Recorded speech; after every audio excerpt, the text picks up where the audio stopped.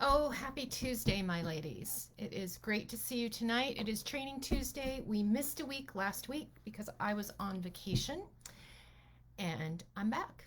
So, thank you for joining me. Thank you for your patience during the week. I truly took a vacation week and didn't really check in all that much.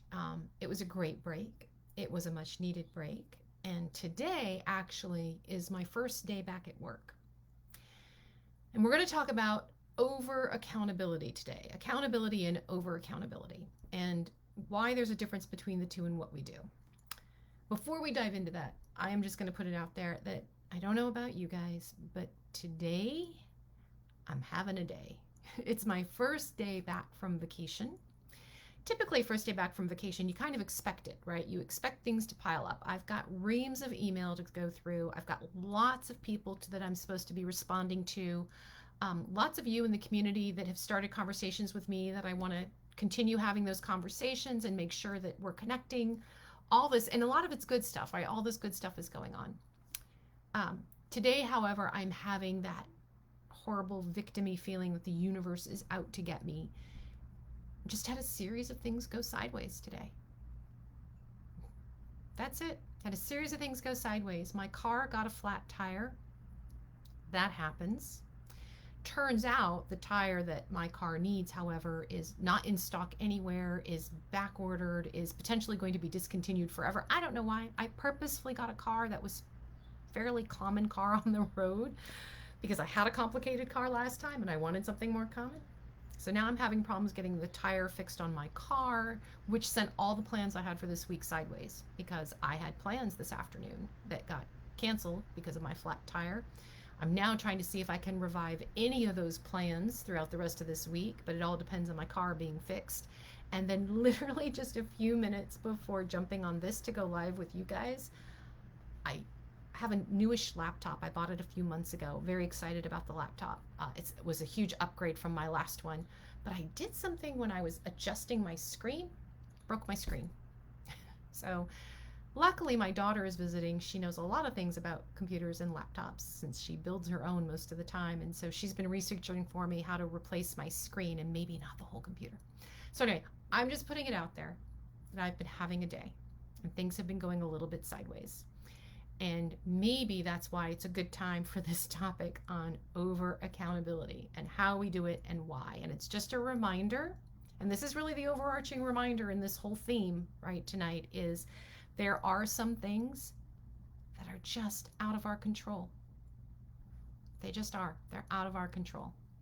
So I want to dive into actually what inspired me to talk about this topic in the first place. So why over accountability came to mind, and it came to mind in a conversation I had really recently with a client where we'd had our regular coaching conversation, and then like 10 minutes later, 15 minutes later, she sent me a text saying, just got a call from my boss and I'm really having a moment, can we talk? So we had just finished a normal coaching session and she had an emergency, and fortunately I was free, so I said, yes, call me. She did. The conversation that we had led to tonight's topic, because the conversation that we had was was her telling me about this conversation with her boss that had her in this position of being overly accountable for things that were beyond her control. So I'm going to dive into this, but before I get started, hello. For those of you who don't know me, my name is Natalie Hahn. I am CEO of Dirty Girls Consulting, and you are here in Accelerating Leadership for Professional Women, and you're here on Training Tuesday, which is fantastic.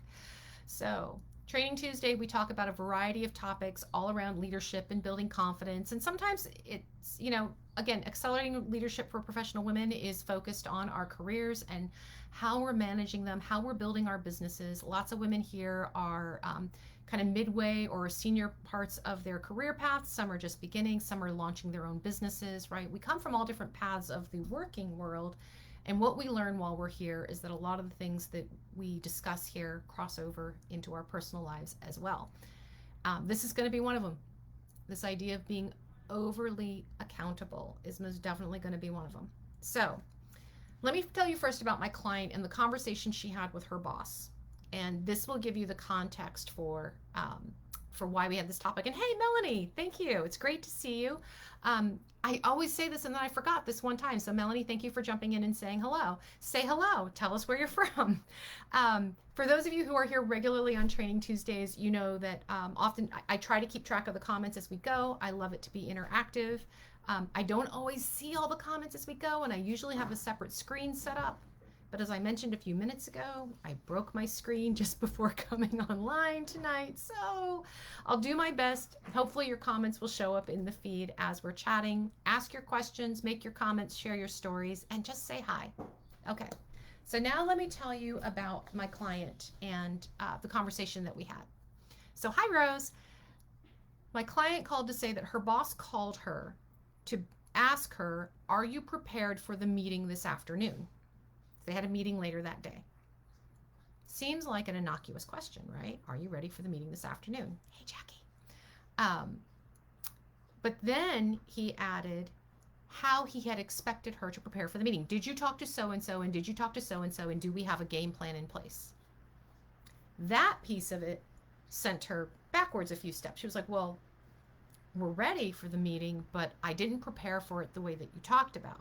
Now, she doesn't say this out loud. This is what's going on in her head. He's stressed. Well, did you do this and did you do that to prepare for this meeting? And her answer was, no, I did not do those things to prepare for this meeting. And he got very upset about this, that they were going to go in unprepared. And what were her expectations if they were all going to be unprepared? They were not going to be on the same page with the client. How was this conversation going to go? His stress and his reaction sent her into a reaction of, oh my God, I can't believe I didn't prepare for the meeting the way that you wanted me to. And I completely screwed up and I'm sorry. I should have stepped up more. I should have done more to prepare. I totally dropped the ball on this one. I completely missed it and I'm really sorry. That she did say out loud. She did say to him, I am so sorry. I messed up. I should be stepping up into leadership more. I know that's what you want from me. I completely missed the ball on this one. I'm sorry. And how can I fix this? And here's an idea. Now, the good thing about everything that came out of her mouth was she had an idea for how to fix it, for how to get everybody back on track, on the same page for this meeting, right? How to solve his problem that he called with, which was basically, I don't feel prepared for the meeting. What are we going to do?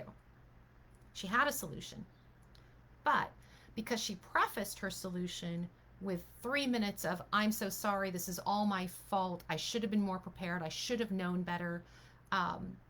And on, and she did go on and on. He didn't hear the solution. And what she missed was that he didn't want to hear the solution. That's not why he called. So I want to break this down for you because this is an important piece of how this dynamic normally plays out when we're talking about us as women, as working women, being overly accountable. And we do this at home as well as at work. So think about this dynamic. Her boss called and said, are you ready for the meeting? Her thought was, yes, I'm ready for the meeting. But then he added, did you do these things I want you to do? Now, here's the challenge. He never told her about the things he wanted her to do. He never said to her the week before, hey, that meeting that's coming up next week, make sure you do X, Y, and Z to prepare for that meeting. He never said that. So when the meeting was scheduled, she turned to the one person on her team who was going to be kind of in the hot seat, who had all the relevant information for this meeting with the client, and said to that person, this is the meeting we have next week. Are you prepared? Do you need anything? And that person said, I got it. I'm good. And she said, great. And that's where she left it. So 3 or 4 days later, when her boss calls and says, well, why haven't you met with so-and-so? And why haven't you discussed this? And why isn't there a game plan? She was sent into a tizzy because her initial reaction was, I didn't meet his expectations. And instead of saying, well, I met with so-and-so last week and he's all set, so I think we're good. Instead of laying out what her game plan was, she was reactionary to his stress. And this is what happens when we fall into over accountability. When we fall into over accountability, our rational mind is in stress mode. And what we're feeling is the stress of letting someone down. And when that happens, we do feel like we're 100% accountable. What her mind wasn't able to pick up on is he didn't call her to get a rational solution to his problem, which was his problem was he felt unprepared. And because he felt unprepared, he was calling her to either be reassured that everything was done exactly as he wanted, or if things weren't done exactly as he wanted, it wasn't going to be his fault. It's a way of shifting blame. Now, that may make him sound like a horrible boss. And I don't know him. He may or may not be a great boss. But all of us, when we're stressed, we go into a default mode. And for most of us, unless we've really worked at it, our default mode tends to be either we are feeling very victim-y about the world and we hide, or we're feeling very victim-y about the world and we're angry and we're looking to blame. And her boss was in blame mode. I'm stressed. I'm not ready for this meeting. And if she didn't manage this meeting the way I expected her to, then I feel out of control. So it's going to be all her fault.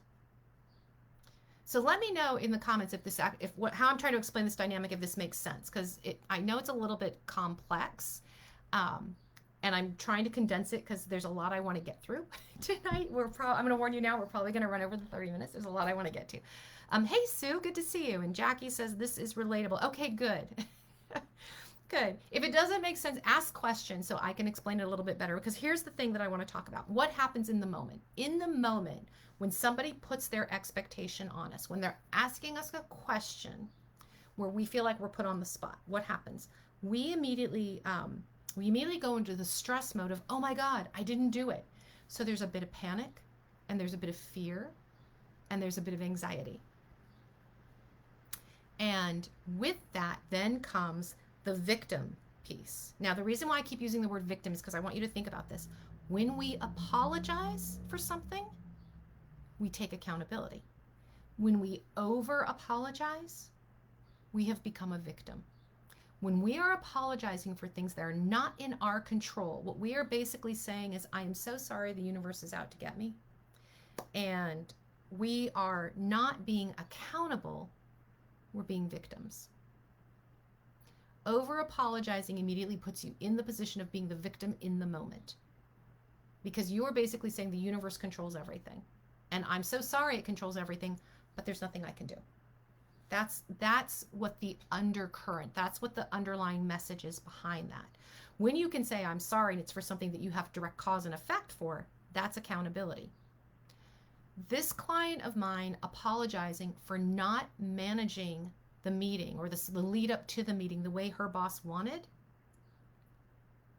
was that really something she should apologize for if her boss never told her how he expected the run up to the meeting to be managed? He wasn't clear in his communication or in his expectations, so she was being attacked for not reading his mind. And she took responsibility. I'm so sorry I didn't do this the way you expected. She didn't know what he expected. So how can she be accountable for that? Why is she apologizing for that? Right? So first thing that happens, we go into stress mode. We apologize for things. We over-apologize for things. When we over-apologize, we then take the criticism and blame that's coming at us. We take it and then we start thinking, I should have known. I should have been able to anticipate. I should have had a better backup plan. I should have handled things differently, right? All the should haves run through our mind. Now, the next phase is the worry phase, because we're running through all of the should haves. And when we worry, we are definitely in victim mode. When we worry, when we're doing what we call, you've heard me talk about this before, like ruminating. When we ruminate, it's over things we can't control anyway. It's over the stuff that's out of our hands. And so we're thinking, how do I handle this next time? How do I get ahead of this? How do I make sure this doesn't happen again? Well, how can you if you don't know what the expectations are in the first place? So we worry about trying to control everything when we don't even know what it's going to be. This leads to increasing our stress and our anxiety, right?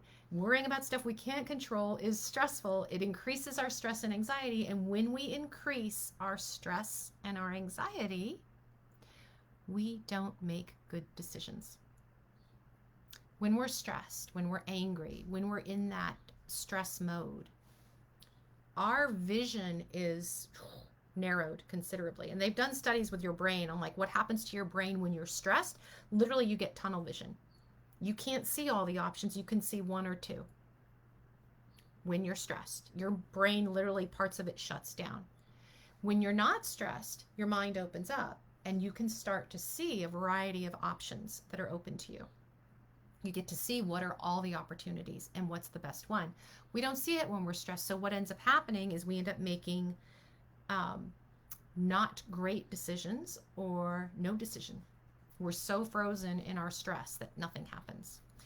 This leads to common patterns. It leads to us, first of all, potentially making the same mistake over and over because we're just falling right back into patterns. It leads to us making new mistakes because we're not making the smartest decisions. We don't have the full view of what's going on. And this compounds the story that we tell ourselves that we are not competent, that we are not smart, that we can't do it, that we're overwhelmed. This reinforces the story we tell ourselves of that imposter voice that says, you don't have this at all. You don't know what you're doing. We compound that with our own stress and our own anxiety and our own worry over things that we're apologizing for that we actually have no control over. Rose said, I just went through something similar to this yesterday. I am sorry. I'm sorry. It is, and why we're talking about it tonight is because awareness of this pattern and when it shows up is the number one key for us to breaking the pattern. So the result of this pattern, if we have it, if we're in it, if we know that we have this pattern of over apologizing, taking responsibility for things that we really shouldn't be taking responsibility for. And here's your rational mind can always justify this is in your purview. This is in your job description. With my client, I said, managing this meeting in your job description? Yes, it is. Okay. And how you managed the meeting, how you handled it right up to that point, preparing for that meeting, was that in line with your expectations for how this meeting was going to go? Yes, it was in line with her expectations. It just wasn't in line with her bosses, and he didn't communicate them. So there's only so much ownership she should be taking for not being prepared. She was prepared in her book. Her coworker and her teammate was prepared. She knew what this meeting was about. She was ready to go, and she was ready to answer the questions and have her teammate step up when he needed to. It was her boss that felt unprepared and spun that out on her. So when we do that, we believe we are to blame. We accept the blame and responsibility. We allow others to put the blame and responsibility on us. Now, this not only reinforces the story that we tell ourselves, but it builds our reputation. It helps create our reputation outside of ourselves with other people who then are more than happy to allow us to take the blame, right? They're more than happy to allow us to accept the responsibility because it means they don't have to. They don't have to, but it also means we get this reputation, earned, or unearned, but we get this reputation for not being competent or not being reliable or not knowing how to handle certain things. And it's not true. Because you have a moment or because you are overly accountable for something that's not even in your control, it's not true. But it's the story we build. So, why do we fall into this accountability pattern or this over accountability pattern? One is because of the stress reaction. Automatic stress reaction for most of us is victim mode. And like I said, it's either the victim where we get stuck and we're afraid to do anything, or it's the victim that gets angry and looks for blame. So when we feel out of control, anxious and stressed, we go to a stress reaction that says, oh my God, now what? And we're either going to lash out or we're going to take responsibility for everything. We're going to feel like the world is on our shoulders. And if only we had fixed this or done this right. We should have known better, right? We take that on. So that's our default stress mode. The other reason we can fall into this pattern is because we're used to it. And this is why I focus on us being women and this being an important pattern for women to recognize. We are used to taking the responsibility for a variety of things in our lives. For those of you who are working women, and most of us here are, right? There's home and there's work. And it doesn't matter if your home life includes a partner or kids or cats or parents or anybody. You have a home life that you are responsible for. And you have a work life and a career that you are responsible for. And it doesn't matter if you have a partner or 17 children to help you. You as the woman in the household, you're still responsible for the majority of the work. The whole concept that blew up in, I think, was it the 70s and the 80s about women working a second shift and how we still hold the majority of household responsibilities, still true today. That has not shifted. While more men have certainly stepped up and taken on more household duties and roles, the truth is that women still in the majority run the household. We still work one 24-hour job running our lives and one 40-hour-a-week job. So we're used to taking responsibility for everything. That's been our pattern. We've also been rewarded for that. We've been rewarded for taking responsibility for these things, because when you think about the patterns growing up, what are we rewarded for when we grow up and we're communicating with others and we're the good girls and we're behaving properly? We're rewarded for making other people comfortable. And when we take responsibility for things going sideways, other people don't have to, and they don't have to be uncomfortable. It's easier if I just do it. It's easier if I just accept the blame for this and we'll just move on. I can handle it. We have a lot of that. I can handle it. So it's our own pattern of how we've been raised, of how we've been trained, of what's worked for us so far, both at home and in our career, right? This whole idea of I can do it and I can fix it. And if it goes sideways, I'll fix that too. We're used to owning all of that. So the question is, how do we stop? How do we stop owning it? Because where you end up when you own this pattern and when you take this pattern on is you end up in a puddle of stress.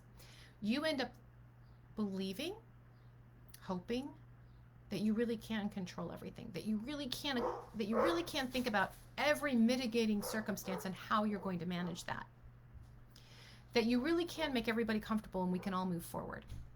And what we don't always see is that the result of that is impacting our stress levels, our health, our career path. It's impacting how we are perceived in our careers. Therefore, it is impinging our ability. It's hindering us from being able to get the raise or get the promotion or move on to a bigger job, because we're in this role where we're too busy trying to fix everything and we're too busy taking the blame. And we're now working with people who know they can pin the blame on us and we'll take it. And we'll find a way to solve their problems for them. Over accountability is not your friend. And it's not nice. It's a way that we play nice because we don't want others to be uncomfortable. We don't want others to have to go through the pain or the grind or the effort to have to do it again. It's easier if I just do it. But it is not helping us. So, how we break a pattern of being overly accountable for things we can't control, for things that are not, even if we can control them, if they're not our responsibility, right? Holding that boundary. The process is one I've talked about before, and it works across a variety of situations, and it's the ARIA process, right? It's acknowledge, recognize, integrate, and action. So the first piece is the awareness, right? The acknowledgement or the awareness of what are you feeling? Because as I said, we get into this over accountability mode with that first hit of panic when somebody puts us on the spot, when somebody confronts us or lays their expectation on us, and you have that instant feeling of, oh my God, what did I do? What didn't I do? What am I supposed to be doing? That's the feeling you want to recognize. The minute you recognize that feeling, you know, okay, I'm in this place where I'm about to be overly accountable. So your first step is the acknowledgement. I'm in this emotional spot. I'm in this spot that's scary. I'm in this spot that's going to make me say things or promise things that I really can't or shouldn't deliver. I am in this spot where I am about to be the victim. I feel attacked. That's what that position says. So that's your awareness. Your awareness needs to be, this is not a normal level of stress. This is heightened. The normal stress of I'm working on a project and something goes sideways is, oh my God, what happened? And we're curious. What happened and what are we going to do about it? This is a notch or two above that because this is where we feel it's personal. That's why the panic, the anxiety comes in, because it's personal. So the minute you feel that there's a personal emotion behind it, and not that more detached of, oh, I can't believe this happened on this project, well, we got to fix this now. That's different than, oh, I can't believe this happened on the project. What did I do wrong? The minute you start thinking, what did I do wrong? What could I have done better? What do I need to fix now? You've made it personal. So that's the awareness piece, right? The acknowledgement piece. Acknowledge the emotion that's being triggered and recognize that it is a separate emotion. And that's the next step. I want you to recognize what this anxiety feels like in you. Recognize it for what it is, which is it's anxiety. It is a fear-based emotion that is being stirred. And as long as it remains a fear-based emotion, as long as it remains that way, it will control you rather than you pushing through and controlling it. So take a moment to pause and recognize, I'm feeling that anxiety. I'm feeling like this is personal and this is on me. And recognize, okay, this is that fear-based emotion. Now, in the third step, integrate. Integrate is where you have a couple of choices. First choice is to acknowledge and accept the feeling. I'm feeling stressed. I'm feeling fearful. I'm feeling anxious. So your first step is just acknowledge that this is a feeling has come up. You have been triggered. Ta-da, you're in that moment and you have been triggered. But your second step, your second choice, once you acknowledge the feeling, your second choice is to choose what it's going to be. What is that emotion actually going to be? In another Training Tuesday, I talked about how we can choose our feelings. Emotions come up, but we can choose our feelings. And when you think about entertainers and performers and athletes, and we all have that same sense of fear or stage fright, right? When we step out on stage, everybody's looking at me. In that moment, integrating that feeling in our system, we can integrate it as this is fear and, oh my God, I'm going to have a panic attack. Or we can integrate it as, this is fear, but this is excitement because I'm about to do something really cool or really different. Or I'm about to do something really scary, but this is how nervous excitement shows up for me. You can choose to label the emotion as something different. You can choose the feeling. So acknowledge that you're having a feeling, be aware that it's showing up so that you're not reactive to it. Recognize it for what it is. This is my anxiety. This is my stress. This is my fear. I'm afraid of losing my job. I'm afraid of getting yelled at. I'm afraid my partner's going to walk out. Whatever it is. I'm afraid my kid's going to hate me. And then in the integration, I don't have to be afraid. This can be excitement. This can be anticipation. This can be a different emotion that now I can manage to action because I'm going to make a different choice. If my driving emotion is fear, I'm going to be stressed and reactive. If my driving emotion is excitement and anticipation, I'm going to choose how I show up differently. We make different choices. But that integration piece is critical. You choose how you're going to integrate that emotion into your moment. It doesn't have to be fear. It doesn't have to be stress. It doesn't have to be anxiety. It can be tinged with that. It can be nerves. It can be excitement, anticipation, thrill, awe. It could be awe.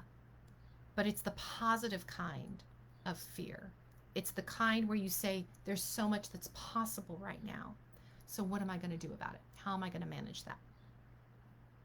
So that's the difference in between the two fears. The one that stops you and holds you back and puts you in a reactive mode, and the one that you push through and say, this actually opens up possibilities for me. And you have the chance to make an active choice around that. So what is the action you're going to take now based on the new emotion, the new feeling that you're bringing to the table?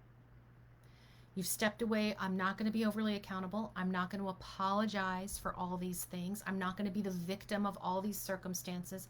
I'm going to own my part. This is my moment to own my part and then choose, how am I going to move forward from here on out? What am I going to do from here on out to ensure that I'm managing my part, right? The way that I want to, the way that I need to. I'm showing up as the leader that I want to be, that I am not taking the blame or the responsibility for what other team members should be doing, or for what's out of my control, what's happening with the weather, what's happening with the stock market, what the company's making in terms of decisions or policies, things that are beyond your control, and yet you feel like you have to somehow own that. So action. What's the choice you're going to take that's going to align with your new perspective, with the perspective that you have now chosen? When we stop carrying this burden of over accountability, when we stop believing that we have to be accountable for it all, that we have to be in control of it all, the options that are in front of us, then they become real and they become achievable. Because when we're stressed, all we have is the zone stressed options in front of us. When we have a more open mind, we have a lot of options. And we can see the ones that are truly achievable and move us forward, that are truly opportunities and not just, fixing things or not rocking the boat. And now we're truly accountable for ourselves as leaders, instead of letting ourselves be a victim or a scapegoat to whatever else is happening in the bigger picture. So Rose says, I'm trying to look at these moments as challenges. Yes. And an opportunity to learn and grow. Absolutely. It is not easy. It is not easy, because the very first part is where most of us stop. We are aware that we have been triggered. We're in that acknowledgement phase. I am triggered and I am scared. I am triggered and I am angry. And what I'm asking you to do when you feel that emotion is give yourself permission to breathe for a second and say, what am I actually feeling? Where am I feeling this? For some of us, fear comes up in that moment and our throat is tied and we feel like we can't speak. For some of us, it's a big knot in our chest and our heart is pounding. Others might feel nauseous, right? There's a knot in the pit of your stomach. Where are you feeling that? Right? Recognize it for what it is. This person feels like they're attacking me. I'm feeling right here in my throat like I can't defend myself. I can't speak back. I don't want to feel this way. This is not where I want to be.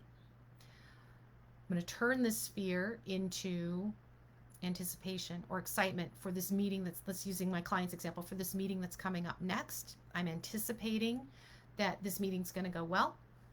I'm excited for the information we're going to get out of this meeting, and I'm pulling back in my belief that I did everything I could.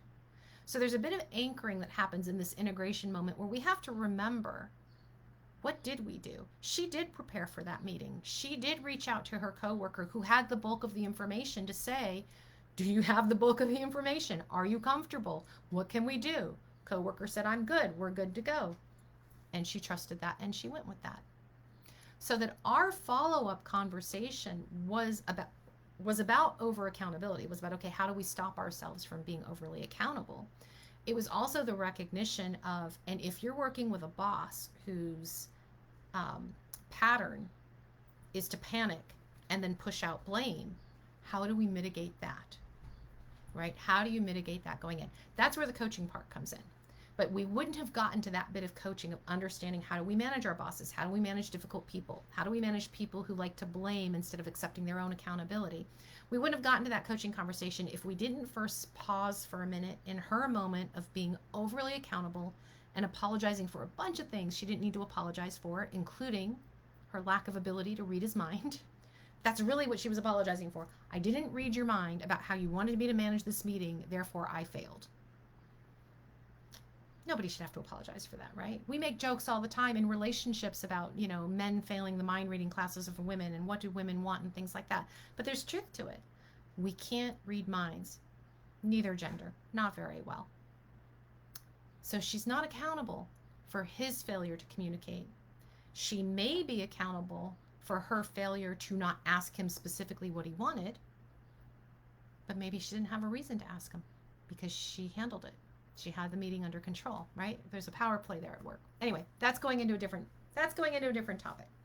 What we want to talk about is how you stop the pattern of over accountability by becoming aware of the emotion when it's triggered, because it is in a moment, it's a triggered moment, by recognizing what that fear is, where it's coming from, by recognizing the old pattern even that it comes from, and then by choosing who are you going to step into in that moment. What's the feeling you're actually going to choose to run with and take decisive action with?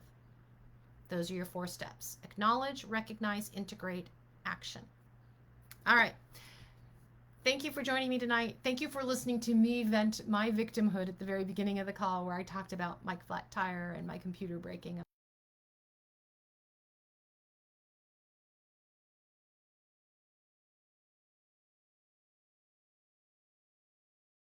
That I can't control. So all the plans I had this afternoon that went sideways because of my flat tire, I can be sorry I'm not doing them, because I am actually crushed that I'm not doing them. But I can't be accountable for debris people throw in the road. I can't be accountable for the fact that the tire appears to be discontinued, all that fun stuff. So to end tonight, I wanted to let you guys know, tomorrow night, free masterclass. So join me tomorrow night at 7 o'clock. We're going to talk about imposter syndrome. And this over accountability is one of those imposter voices. So if you haven't signed up for the class, it's the 5 secrets to eliminate imposter syndrome. Then please join me tomorrow night. Drop the word imposter in the chat, and I will make sure you get the link to sign up for the masterclass. It's tomorrow night. It's at 7 o'clock Eastern time. And we will walk through those 5 secrets to eliminate imposter syndrome. So thank you guys. Always great spending my Tuesday nights with you. I hope you have a fabulous evening, and hopefully I will see you all tomorrow.